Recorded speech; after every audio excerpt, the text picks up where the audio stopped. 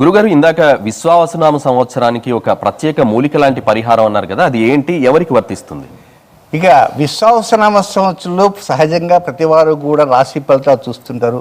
మరి మా రాశి ఫలితాలు ఎలా ఉన్నాయి, అలా ఉన్నాయి, ఇలా ఉన్నాయి అంటారు. నేను ప్రత్యేకంగా ఎవరికి ఆదాయాలు వ్యయాలుగా చెప్పటం లేదు. ఎందువలంటే ఆదాయాలు వ్యయాలనేవి శాస్త్రరీత్యా సరైనవి కాదు. నా పద్ధతి ప్రకారంగా, శాస్త్రీయత ప్రకారంగా అది ఎంత అనుకూలము ఎంత ప్రతికూలము శాతాల్లో చెప్తాను. కనుక ఆ మూలిక లాంటి ఒక ప్రక్రియ, మూలికం కాదు, అది ఒక ఇంగువ అందరికీ తెలిసిందే. కనుక ఈ సంవత్సరం ఇంగువే మనల్ని రక్షిస్తుంది. కనుక ద్వాదశ రాశుల వారు ఆ ఇంగువని దగ్గర పెట్టుకోవాలి. ఎప్పుడు పెట్టుకోవాలి, ఎలా పెట్టుకోవాలి, ఏ రోజులు పెట్టుకోవాలి, మరి ఇంగువ వాసన చూడాలన్నా లేక ఇంగువ ఏమన్నా మన భోజన పదార్థాల్లో వినియోగించాలన్నది మనం ఒక్కొక్క రాశిలో మాత్రం చెప్పుకుంటాం. తప్పకుండా ప్రతి రాశిలో కూడా ఆ ఇంగువ ప్రస్తావనే వస్తుంది. ఆ ఇంగువే మనకు శ్రీరామ రక్షగా ఉంటుంది.